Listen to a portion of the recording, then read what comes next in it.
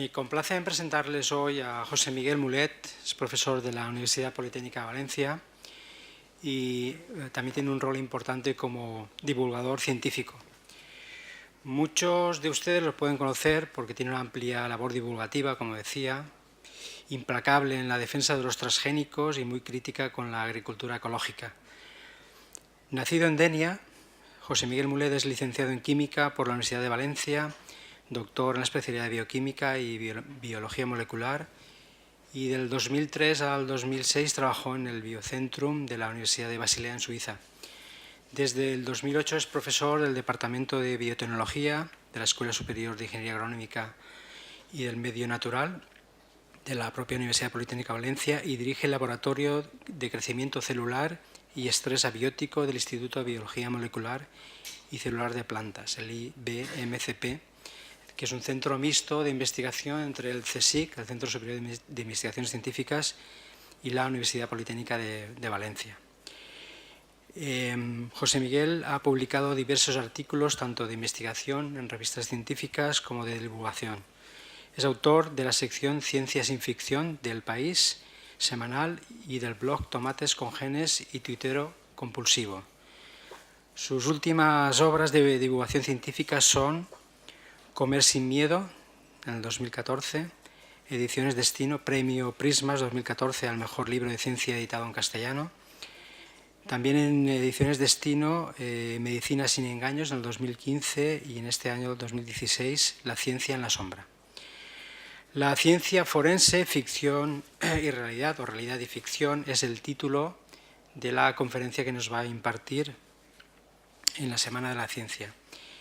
En esta última década, la ficción policíaca y criminal se ha instalado en nuestras vidas, poniendo el foco de atención en algo que hasta ahora había quedado oculto y restringido a un gremio muy especializado, el de los científicos forenses. Estamos esperando con avidez que nos cuentes cómo la ciencia se aplica a la investigación criminal, cómo es en la realidad actual de la ciencia forense y cómo consigue descifrar crímenes y dar con los culpables. ¿Cómo funciona una prueba de ADN? ¿Es infalible? ¿Puede un insecto señalar al culpable de un asesinato? ¿Cómo sabe un forense a qué hora se produjo un asesinato? ¿Por qué algunos cadáveres se descomponen y otros no? ¿Cómo se identifican los cadáveres de personajes históricos? A estas preguntas y a otras muchas más esperamos que nos respondas en esta conferencia. Gracias, José Miguel, por venir de Valencia. Y bueno, pues luego también al final haremos un turno de preguntas. Muchas gracias.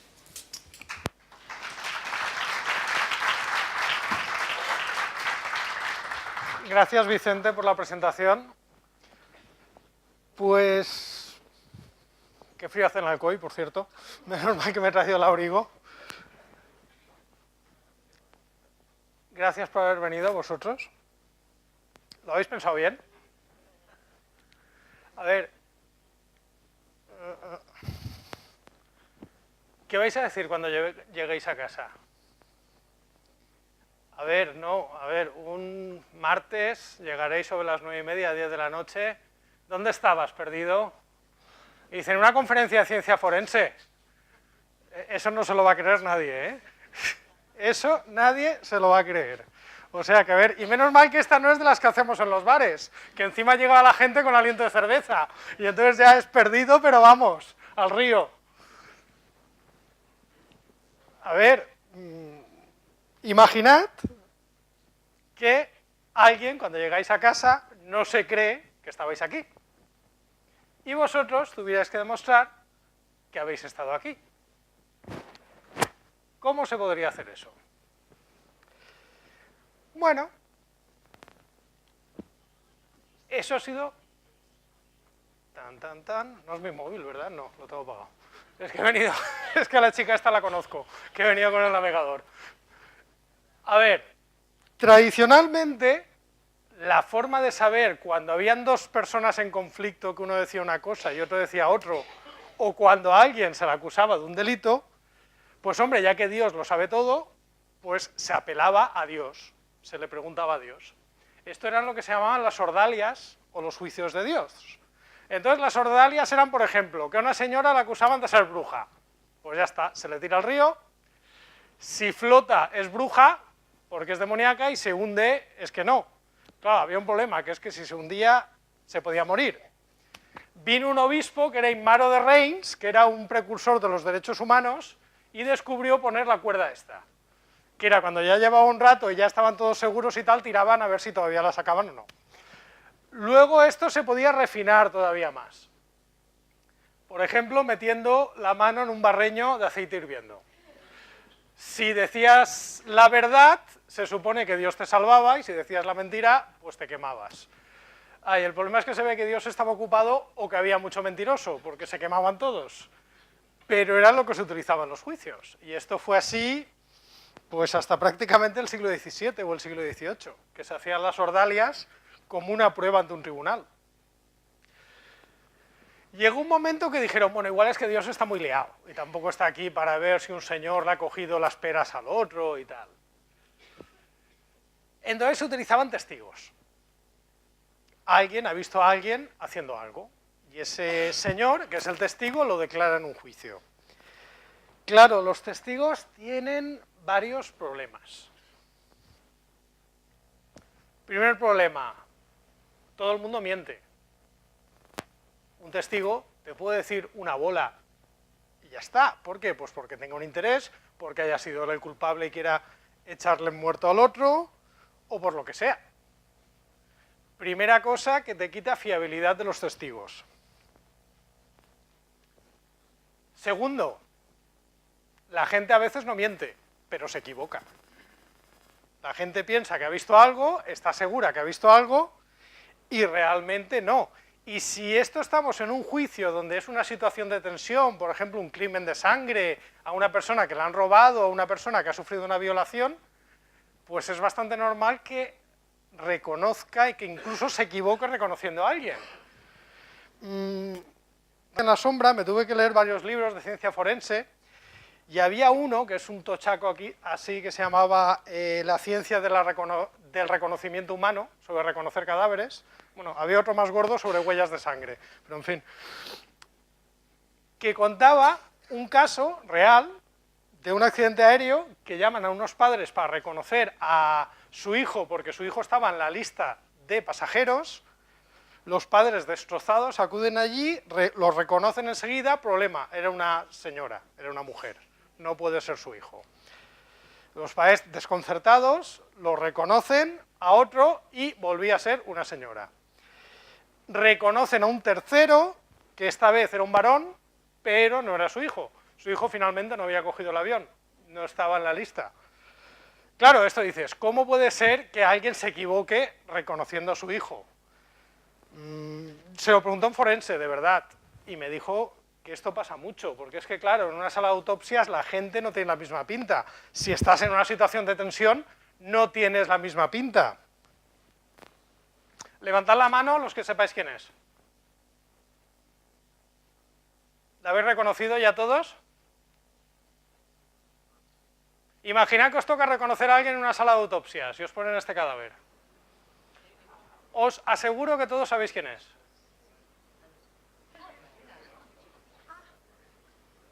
¿Sabíais quién era? Ahora sí que sabéis quién es, ¿no? Esta es la foto de autopsia de Marilyn Monroe.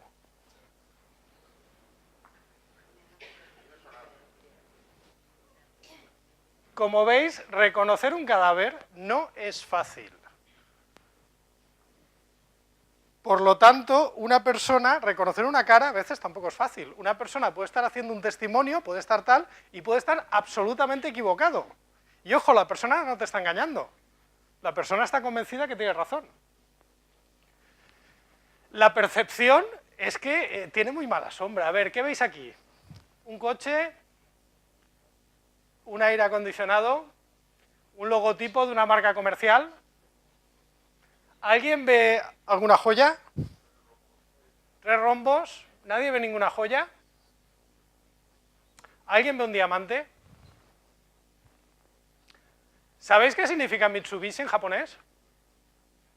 3 diamantes. ¿Alguien los ve?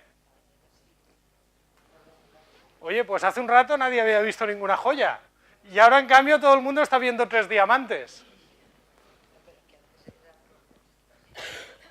¿Aquí qué hay? ¿Una flor? ¿Una estrella? A ver, ¿qué pensáis? ¿Que es una flor o una estrella? Los bancos no son muy poéticos, ¿eh?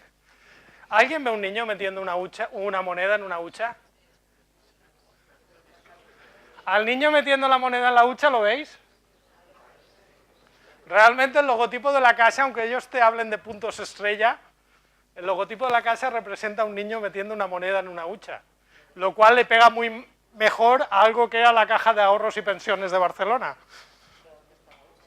La hucha, aquí, la moneda y el niño. El niño parece primo del amigo de Bob Esponja, pero del Patricio Estrella, pero vamos. El problema será que ahora cuando lo veáis, seguramente vais a ver al niño. Ya no vais a ver más ni la estrella, ni la flor, ni nada. Vais a estar viendo al puñetero niño con la moneda y la hucha. Ya veréis, esto pasa. La percepción es muy falible. Simplemente con un cambio mínimo de información puede cambiarte todo. Y de hecho, los recuerdos también son falibles. Si os acordáis de la película del revés, los recuerdos eran una especie de bolas brillantes que se almacenaban en un almacén de bolas. No es cierto. Los recuerdos no son como algo que archives, como un archivo de ordenador, como un libro que tienes en una estantería. Los recuerdos es algo dinámico, es algo que construyes. Y es algo que construyes poniendo piezas reales y lo que falta te lo inventas. Y de hecho los recuerdos cambian al cabo de los años. Si por ejemplo intentáis pintar cada año un paisaje que recordéis, cada año lo vais a pintar diferente. Y el problema de que los recuerdos sean tan falibles es que esto, si tienes que ir a un juicio, es una puñeta. Hay una psicóloga experimental muy famosa que se llama Elizabeth Loftus, que es experta en falsas memorias, en lo fácil que es hacerte creer algo que no ha pasado nunca. Entonces ella tiene experimentos donde simplemente haciendo preguntas, alguien es capaz de recordar que se perdió en un centro comercial con 3 o 4 años, aunque no hubiera pasado nunca. Tiene otro experimento muy chulo, que es el experimento de Bugs Bunny, que lo que hace es hacer encuestas a 3 grupos de personas. Un grupo está en una habitación sin decoración, otro grupo está en una habitación decorada con fotos de Disneylandia, y otro grupo está en una habitación decorada con fotos de Disneylandia, cambiadas, y en alguna aparece Bugs Bunny. Entonces tienen que hacer un cuestionario muy largo sobre cuánto tiempo estuvo, en qué hotel se alojó, qué comió, qué desayunó, en qué atracciones se subió, con quién se hizo fotos y tal. Y una pregunta es trampa. La pregunta es, ¿se hizo usted una foto con Bugs Bunny? Obviamente, por tema de copyright, Bugs Bunny no puede estar en Disneylandia, porque Bugs Bunny es de la Warner.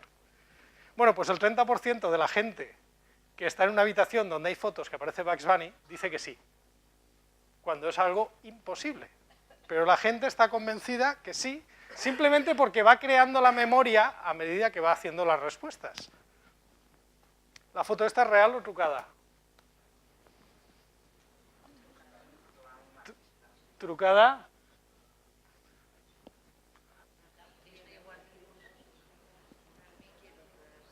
La película es ¿Quién engañó a Roger Rabbit?, que es la única película donde comparten pantalla.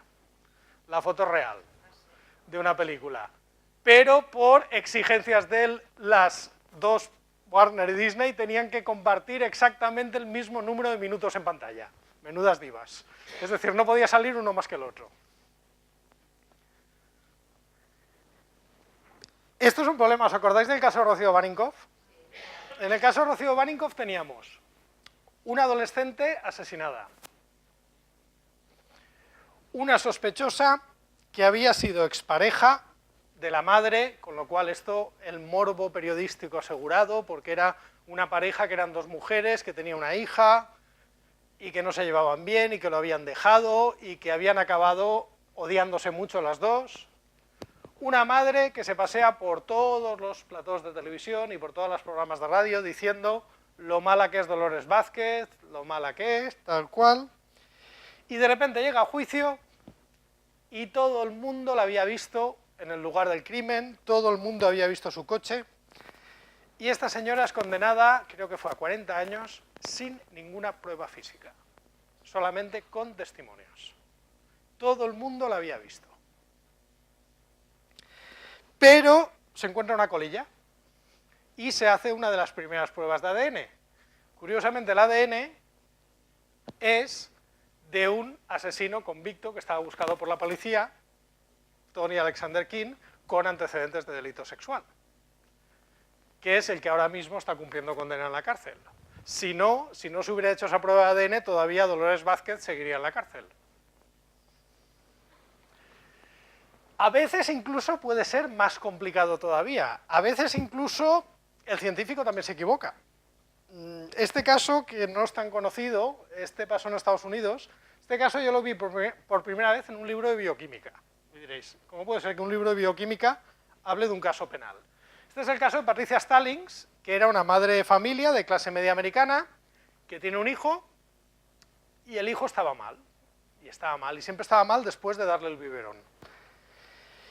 Se iba al hospital, mejoraba, volvía a casa, le daba el biberón y volvía a estar mal. Total, que en una de esas que estaba mal, que el niño no reaccionaba, estaba adormecido, lloraba, tenía mucha fiebre, se lo lleva al hospital, le hacen un tratamiento, el niño no responde, se muere con un bebé de pocos meses, le hacen un análisis y detectan, porque sospechan que al niño le pasaba algo raro, y detectan restos de anticongelante. Anticongelante que en las zonas frías se puede encontrar en cualquier sitio para coches y que es terriblemente tóxico, es polietilenglicol. La acusan de asesinato, la condenan, claro, un poco raro, a ver, ¿qué móvil puede tener una madre para asesinar a un bebé? Dicen, no, es que igual quería llamar la atención, esto se llama síndrome de Munchausen y tal, pero hombre, no tenía antecedentes de problemas psiquiátricos, una cosa un poco rara. Curiosamente, cuando le condenan, está embarazada, tiene el hijo en la cárcel y le quitan la potestad y el hijo lo tutela el Estado. A los pocos meses el hijo empieza a tener los mismos síntomas que el hermano, sin tener contacto con ella, que estaba en la cárcel. Esto, hay un programa en Estados Unidos de televisión, que aquí se ha pasado por alguna cadena traducido, que se llama Misterios sin resolver, que es un problema de casos reales y tal, y saca este caso, lo pone como misterio sin resolver y avisa que el otro hermano estaba sufriendo los mismos síntomas. Eso lo ven dos profesores de la universidad, creo que fue la de Washington. La universidad se llama Washington, pero está en San Luis, en Missouri. Y esto les mosquea. Dice, no puede ser que tenga los mismos síntomas cuando no está en contacto con la madre. Entonces empiezan a pensar, se dan cuenta que hay una enfermedad genética rarísima, que es la aciduria metilmalónica, que el niño tiene un problema en una vitamina que no asimila bien, y entonces crea un intermediario muy tóxico. Intermediario, que es la molécula que produce todos los problemas, que cuando haces un análisis químico se parece mucho al anticongelante. Problema, ¿cómo funcionan los análisis químicos? Pues tú comparas la muestra con una serie de patrones. Claro, si un patrón es la molécula muy rara, posiblemente no la tengas. Y si da la casualidad que sale en un sitio muy cercano a la otra, pues puedes concluir, es la otra, y ya está. Lo que hicieron fue enviar 12 muestras a 12 laboratorios diferentes, contaminadas con el metabolito que causa el problema a la gente que tiene esta enfermedad. Y 6 laboratorios la analizaron incorrectamente como polietilenglicol. A partir de ahí se pudo reabrir el caso y se supo que lo que pasaba es que tenía una enfermedad genética rarísima, pero que no había sido asesinado. Si no hubiera estado embarazada y si el otro hijo no hubiera tenido la misma enfermedad, que tenía un 25% de tenerla, pues Patricia Stallings posiblemente seguiría en la cárcel todavía hoy.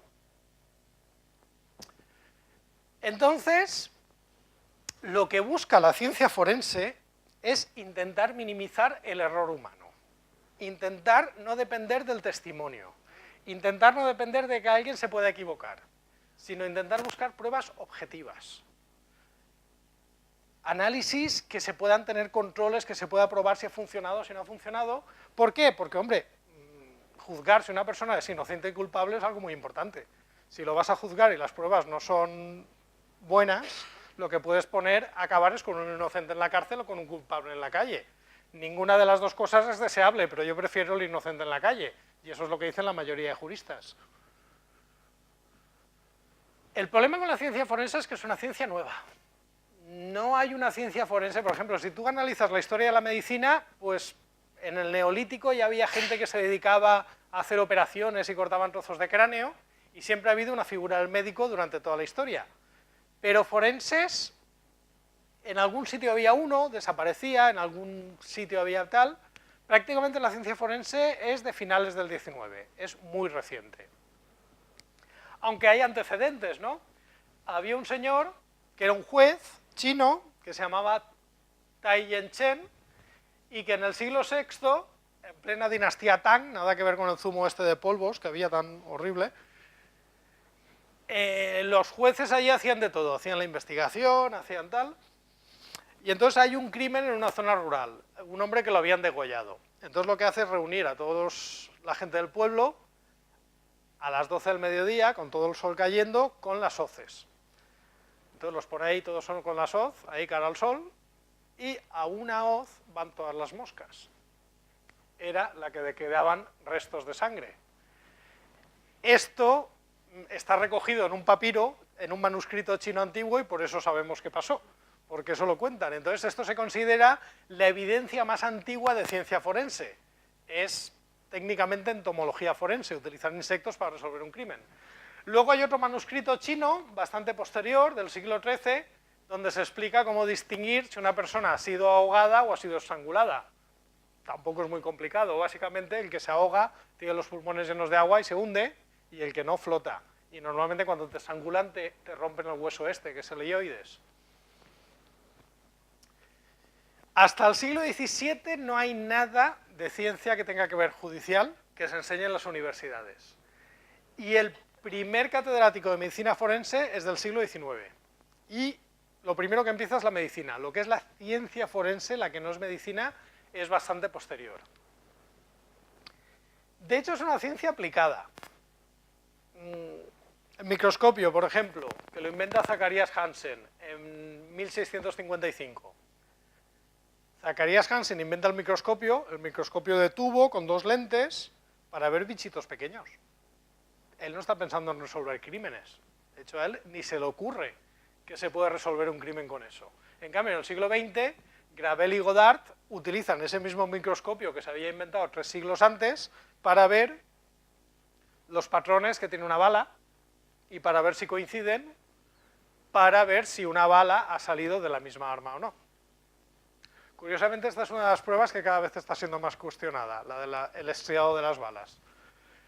Lo mismo se puede decir, por ejemplo, Landsteiner descubre los grupos sanguíneos y él era un médico y estaba interesado en por qué las transfusiones fallaban. A él no se le puede ocurrir que eso sirve para ver si la sangre de un lugar de un crimen coincide con la del sospechoso o no. De hecho, eso pasa en vida de Landsteiner y le piden ayuda y él no estaba demasiado interesado en esto. Pero la ciencia forense siempre va un poco a rebufo del resto de las ciencias que se va aplicando para la investigación criminal. Por ejemplo, fotos. Si alguien nos ha hecho una foto aquí, como he hecho yo, y la he colgado en internet, ya estáis fichados. Es decir, mientras Vicente hablaba, os he hecho una foto y la he colgado en Instagram. Eso puede servir como prueba de que habéis estado aquí. Ya no os escapáis. Esto es un lugar público, tengo derecho. Si fuera un lugar privado, me conozco la ley, lo siento. No tienes, además no eres menor de edad, salvo eso. Te puedes escapar si eres menor de edad. ¿Vale? Eso sería una prueba de que habéis estado aquí. Además, la he colgado en internet. O sea que... De hecho, fue la idea, ¿no? Ya en el siglo XIX, Thomas Baez publica un catálogo de fotos de rufianes, que a toda la gente que se detenía le guardaban la foto y tal, pero claro, igual para que no, como sabíais que os iba a hacer una foto y os iba a colgar en internet, igual os habéis puesto una peluca, os habéis puesto una tal, es decir, el aspecto físico es modificable. De hecho, esto fue ya una cosa que se dieron cuenta muy al principio. Este señor de aquí es Bertillon, que es uno de los padres de la ciencia forense, Y entonces él estaba muy preocupado en el tema de la identificación humana, es decir, cómo saber que una persona era una persona. Y él fue el que inventó la foto de frente y perfil. Esta foto típica de las comisarías fue un invento de Bertillon. Si habéis visto CSI, cuando hacen fotos de pruebas, ponen unas regletas al lado para luego saber su tamaño. También fue invento de Bertillon. De hecho, Bertillon, digamos que era un científico bastante célebre y conocido, y cuando lo explicó su sistema de fotos para determinar, se lo explicó a este señor de aquí. Este señor de aquí es Francis Galton, que es primo carnal de Charles Darwin, que era también un científico bastante relevante en su época. Lo que pasa es que tenía ideas que no han superado el paso del tiempo. Él pensaba que había gente que por nacimiento era mejor y era peor, y él buscaba ver cómo se podía ver quién estaba más preparado y quién no. Pero bueno, cosas que ahora suenan un poco curiosas. Claro, pues el mismo Bertillon, que es el que desarrolla lo de las fotos que todavía se siguen utilizando hoy en día, se daba cuenta de que, a ver, pero es que si luego el señor se corta el pelo, se tiñe, se hace un tatuaje y tal, puede ser que en la misma foto no lo reconozcas. Es decir, las fotografías, pues hombre, tienen utilidad. Estos, por ejemplo, son fotos de fotos policiales australianas de principios del siglo XX. Pues nada, lo que hacían era, pues pintaban aquí para ver la altura, te pintaban, como las fotos eran en blanco y negro, te ponían aquí los datos de color de pelo, color de ojos, etcétera. Cuando los pillaban a todos en un bar, esto es una pinta de macarra, si no veas, lo apuntaban directamente a mano. Esta no sé lo que ha hecho, pero malo seguro. Ahora, como veis, esto ha evolucionado mucho. Esta es la foto de detención de Michael Jackson, lo que ponen, pero aún así sigue siendo un método impreciso. A ver, tú compara esta foto de Michael Jackson con la portada del primer disco en solitario. Off the Wall se llamaba. A ver, si comete un delito y tienes que reconocerlo por una foto antigua, no lo reconoces, porque su aspecto ha cambiado tanto, ¿qué tal? Entonces, Bertillon se dio cuenta de esto y lo que hizo fue crear un sistema antropométrico. Lo que hizo Bertillon fue decir, a ver, la cara, el pelo y tal puede cambiar, pero en cambio lo que no puede cambiar son, por ejemplo, lo que te mide la muñeca, lo que te mide el cráneo, lo que te mide el brazo y el antebrazo, lo que te mide un fémur. Entonces, él creó un sistema que eran unas fichas que se basaban en hacer unas 9 medidas. Y entonces decía que ese sistema era la forma más clara de ver si una persona era quien era y de impedir que pudiera cambiar su identidad. Y de hecho estos sistemas se estableció y se utilizó en casi toda Europa. En España también había un sistema de bertillonaje, que era como se llamaba. Problema, fallaba más que una escopeta de feria. A ver, para empezar tenías que coger al detenido y medirle todo esto. Claro, el detenido no siempre colabora. A ver cómo se va a estar quieto para que tú le pases la cinta por aquí, como si fuera el sastre, igual. Para que tú tal y cual.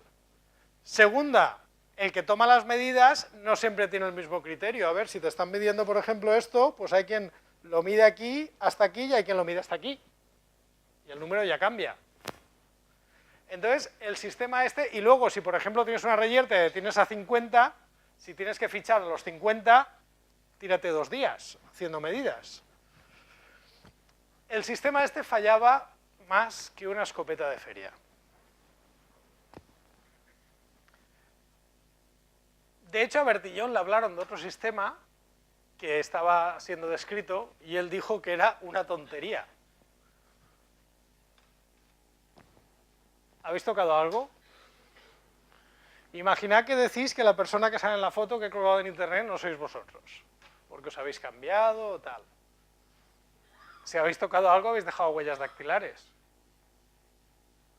Las huellas dactilares sí que pueden servir para identificar a alguien. Y de hecho son un método de identificación muy estándar y muy utilizado. Tienen una historia muy divertida. Las huellas dactilares las descubren 2 personas a la vez. Un misionero metodista que estaba en Japón y un funcionario inglés que estaba en la India, Fowles y Herschel. Y a alguno igual les sombra este nombre porque el abuelo de Herschel fue un astrónomo hiperfamoso que, entre otras cosas, descubrió el planeta Urano. Pero su nieto era funcionario y entonces tenía un problema, que es que como buen británico, todos los indios los veía iguales. ¿Qué pasa? Que cuando tenía que pagar, había quien cobraba 2 veces. Entonces, él quería identificar a quién le había pagado y a quién no. Mientras que Fowles, que era un misionero, ve que se da cuenta que los alfareros dejaban huellas en tal, y que esas huellas eran propias de cada uno, y claro, que si había un robo o algo, así se podía saber quién había hecho el robo. Entre los dos empiezan a enviar cartas a la revista Nature, viendo quién había sido quién tal, pero bueno, el problema es que se queda establecido que ese sistema sirve para identificar a alguien. Y luego Galton, que es el de la foto de antes, lo que hace es estudiar la colección de huellas de Fowles, de Herschel, y hace todos los patrones. Lo que hace es ver todos los tipos, todos los dibujos que hay y los sistematiza. Él lo que quería ver es si había una correlación entre huellas dactilares e inteligencia. El resultado es no. Después de 3 años dice no. Pero lo que sí que hace es un análisis muy profundo y ve todos los patrones que hay. Curiosamente, el primer país donde tuvieron validez las huellas dactilares fue Argentina. ¿Por qué? Porque había un señor que se llamaba Vucetich, que era argentino pero de origen serbio, que había leído los trabajos de Fowles y Herschel cuando nadie les había hecho caso y se puso a aplicarlos y se puso a tomar. Y en un caso de asesinato descubre que fue el caso de la viuda Rojas, que era una viuda que tenía 2 hijos de 4 y 6 años que aparecen brutalmente asesinados. La viuda culpa a su vecino porque dice que quería ligar con ella no le había hecho caso y por venganza los había matado. El problema es que Vucetich descubre una huella dactilar encima de la sangre y la huella era de la propia mujer. Por lo tanto, había estado allí. Realmente lo que había pasado es que los había matado la madre porque se habían noviado con alguien y ese alguien había dicho que no quería saber nada de los hijos. La viuda Rojas es la primera persona condenada por una huella dactilar, por un crimen de sangre. Y fue en Argentina a finales del siglo XIX, ya casi en el siglo XX. De hecho, básicamente lo que tienen las huellas dactilares son estos 4 dibujos, que estos son los patrones, y luego esto que se llaman las minutiae, que son los patrones mínimos. Lo que hacen cuando te hacen la ficha es codificar en forma de números qué tipo de patrón. Como sé que vais a estar mirándoos los dedos todos, este es el porcentaje típico en España, es decir, el porcentaje de los patrones mayoritarios. Eso quiere decir que la presilla ulnar, que es esto de aquí, es lo más común, y si tenéis el arco, este es lo más raro. O sea, que el que tenga arcos, es decir, el que tenga el dedo que no le llegue a hacer ningún bucle, ningún tal y cual, que vaya con cuidado donde toque, que lo van a pillar enseguida, porque es un patrón muy, muy raro. Viene a ser como ser O negativo o una cosa por el estilo. O AB, que son los grupos sanguíneos más raros. Con todo esto, el primer laboratorio forense, que básicamente se centra en investigar delitos, no solamente médico, sino cualquier tipo de delitos, es del año 1910.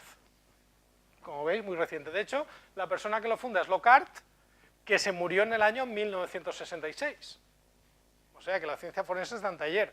Y el primer CSI no fue en Las Vegas, fue en Lyon, donde se crea el primer laboratorio forense. Lockhart lo que hace es establecer el principio de intercambio. El principio de intercambio dice que el criminal siempre se deja algo y se lleva algo. Es decir, siempre hay un contacto y siempre hay una transferencia. Y cuando alguien está en el lugar del crimen, siempre se va a dejar algo. Ya sea ADN, ya sea piel, ya sea cabellos, ya siempre tal, y siempre se va a llevar algo. Entonces, lo que tiene que hacer el científico forense es descubrir qué es lo que se ha llevado y qué es lo que se ha dejado, porque así puede acusar a alguien del crimen. De hecho, vosotros, las huellas dactilares, pero os puede haber caído pelo, estáis dejando ADN también y tal, o sea que pringáis, seguro, no digo nada. De hecho, Lockhart, él lo que tenía claro es que no quería depender del testigo. Y entonces él decía que las evidencias, los datos, eran los testigos mudos, los silenciosos, que nunca se equivocaban. Y una curiosidad es que la ciencia forense era nueva. Lockhart y su maestro, que era Lasacagne, era muy fanático de la novela policíaca, que la novela policíaca en aquella época básicamente era Sherlock Holmes, Edgar Allan Poe y un autor francés, que no recuerdo el nombre, pero es uno de los padres de la novela policíaca. Entonces, ellos, el sistema de investigación que hacen y el sistema deductivo, lo hacen tal cual lo leen en las novelas de Sherlock Holmes, o tal cual lo leen en los cuentos de Auguste Dupin, que es el personaje creado por Allan Poe. Lo más curioso es que Conan Doyle, que es el creador de Sherlock Holmes, el personaje, está basado en un profesor que tuvo cuando estudiaba medicina en Edimburgo, que les decía que nunca se fiaran del testimonio de un paciente, sino que se fiaran en las pruebas, se fiaran en los análisis, que cuando tuvieran que dar un diagnóstico no hicieran caso de lo que les decía el paciente, porque los pacientes siempre mienten. ¿Os suena de algo? ¿Os suena? House está absolutamente inspirada en Sherlock Holmes. Si os fijáis en los capítulos de House, básicamente viene un señor con un problema muy raro, van descartando todo lo imposible hasta que lo improbable, por raro que parezca, es lo cierto. Que esto es exactamente lo que decía Sherlock Holmes en todas las novelas.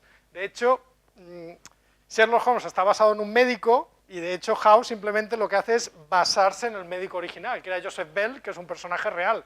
Era un catedrático de patología que había en Edimburgo en el siglo XIX. Y lo más curioso es que la ficción ha ido muchas veces por delante de la ciencia forense. Esto es la portada de un cuento de Mark Twain que se llama Cabeza Hueca Wilson. Aquí también se tradujo por el Bobo Wilson. ¿Qué veis aquí? Vale, pues Mark Twain también conocía el trabajo de Herschel y Fowles, y en este cuento y en otro, que se llama La vida en el Mississippi, la trama se resuelve gracias a una huella dactilar. Claro, esto te lo ponen hoy en una novela policíaca y dices, vale, bien. La gracia es que cuando él escribe este cuento, las huellas dactilares no tenían validez en ningún tribunal del mundo. Eran una prueba que todavía no se hacía. A nadie le tomaban las huellas y nadie podía presentar una huella ante un juez.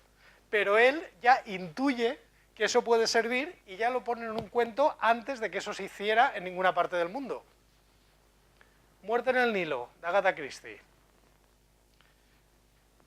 Muerte en el Nilo, la trama se resuelve porque los que son los malos, no os digo cuáles son de estos, por si no lo habéis visto, la pareja de jovencitos, en fin, a lo que íbamos, Hércules Poirot lo que descubre es que les coge una muestra y encuentra restos de pólvora en las manos.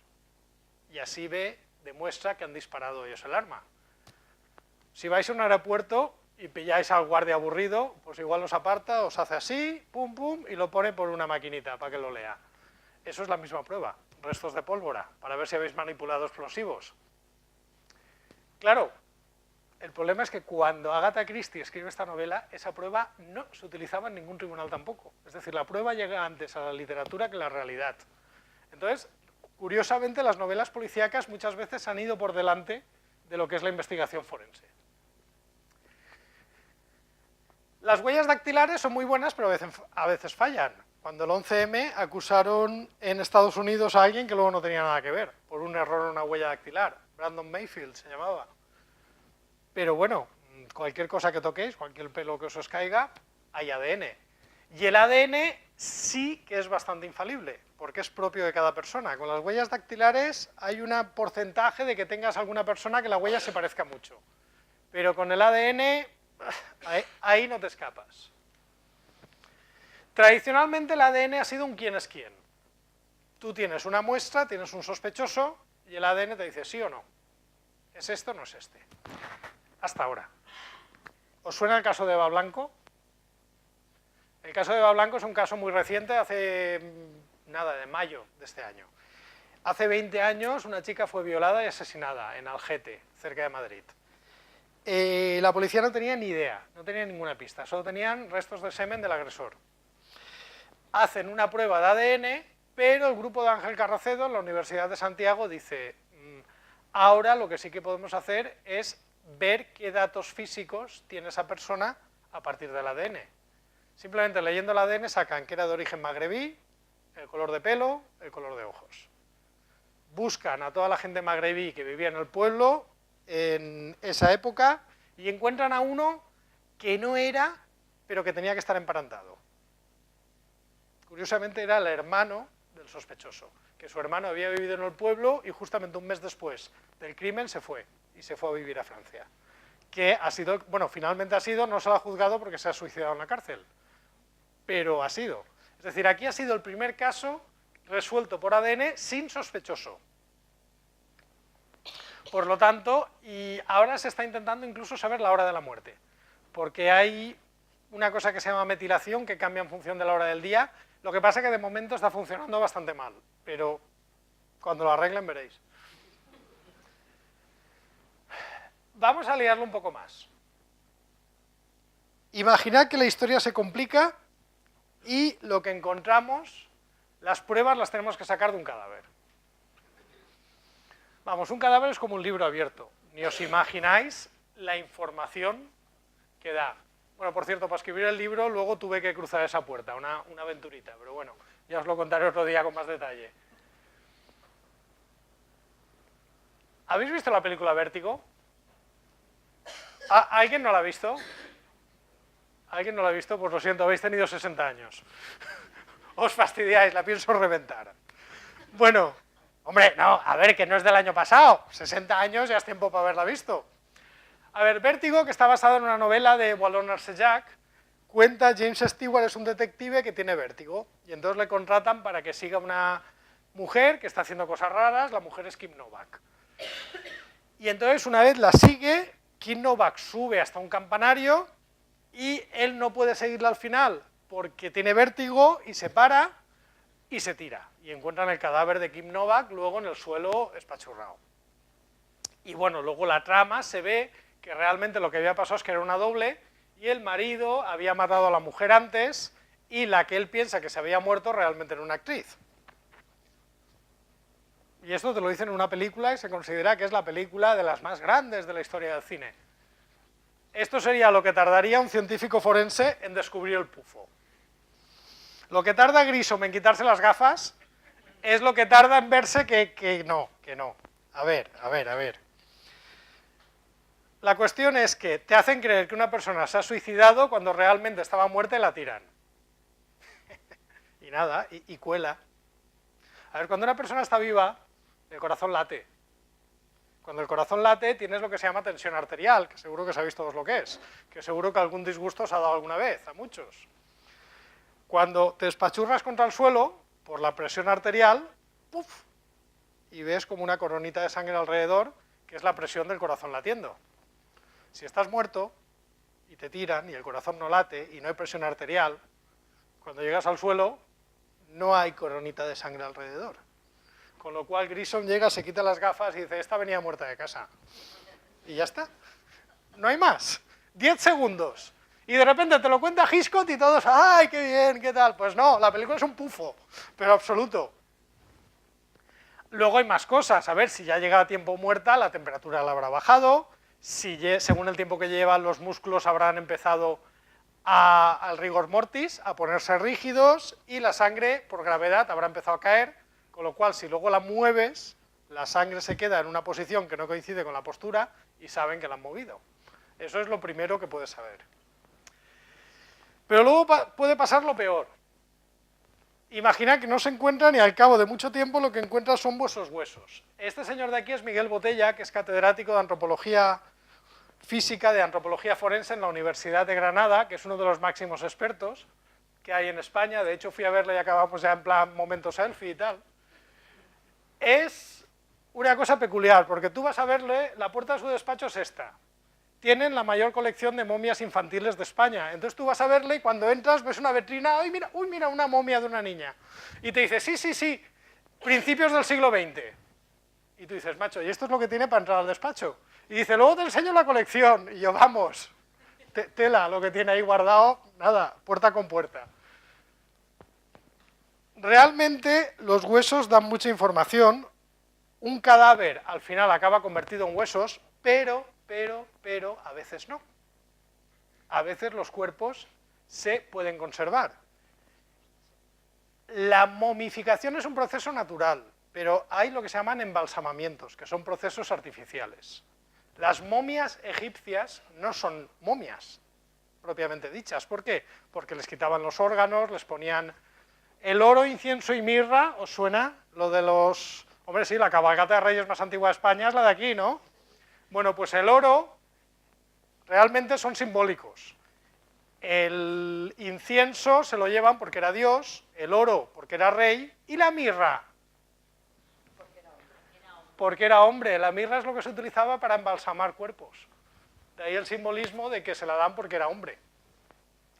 Bueno, esta se supone que es la momia más bonita del mundo, aunque no es una momia, es un cuerpo embalsamado. Esta niña, Rosalía Lombardo, que se murió de pulmonía en el año 1920.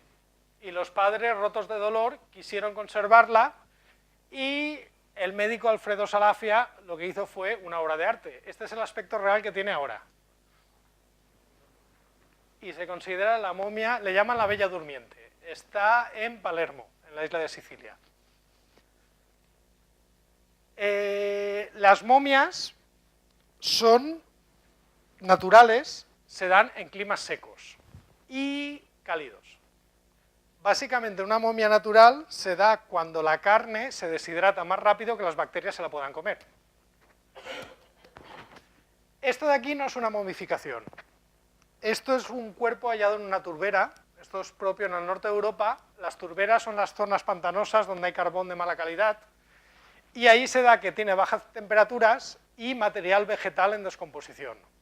Material vegetal que cuando se descompone lo que da son ácidos orgánicos, como el ácido fúlvico, bueno, el ácido fúlvico es una mezcla, como ácido benzoico, tal, y ácido acético, que es un buen conservante. Curiosamente, haber escrito un libro como este, después de haber escrito un libro de comida, es peculiar, porque empiezas a ver asociaciones. A ver, cuerpo momificado, un cuerpo que se seca y la carne se mantiene, o un jamón. ¿Os suena un secadero de jamones? Pues exactamente eso es lo que le pasa a un cuerpo momificado. Un cuerpo que se mantiene en un baño de ácidos orgánicos, como por ejemplo ácido acético. ¿Os suena un escabeche, que es en vinagre? Pues exactamente esta es la conservación que tiene. Esto es un cuerpo escabechado, básicamente. Y esos son los famosos cuerpos de las turberas. Y luego están los huesos que normalmente se descomponen. Básicamente nos descomponemos de dentro hacia afuera por acción de las bacterias. Esto es de la colección de Miguel Botella. Esto es un crimen real ocurrido en Granada. Básicamente, como veis, este es un agujero de bala, es un agujero de salida. El agujero de salida es más grande que el agujero de entrada. Los agujeros de entrada son pequeños y tienen estrías en forma de estrella. Este es el agujero de salida. Como veis, se pueden resolver crímenes pasados hace muchísimo tiempo porque los huesos tardan muchísimo en descomponerse y algunos incluso no se descomponen, se fosilizan. Tenemos huesos de dinosaurios que tienen 65 millones de años. Y cualquier cosa que os pase va a quedar en los huesos. Aquí veis, por ejemplo, qué pasa cuando os ponen una prótesis de titanio, que luego se sabe todo. Esto es un cuerpo donado a la ciencia que lo estaban preparando para prácticas, me enseñó el proceso que tenían, y dijo, uy, mira, a este señor le habían operado la cabeza del fémur, le habían puesto una prótesis. Así se ve, por cierto, muy buena, miradla que está en perfecto estado. Incluso se pueden hallar cosas más curiosas. Por ejemplo, la gente que vive en Alcoy, el río que pasa es el Serpis, ¿no?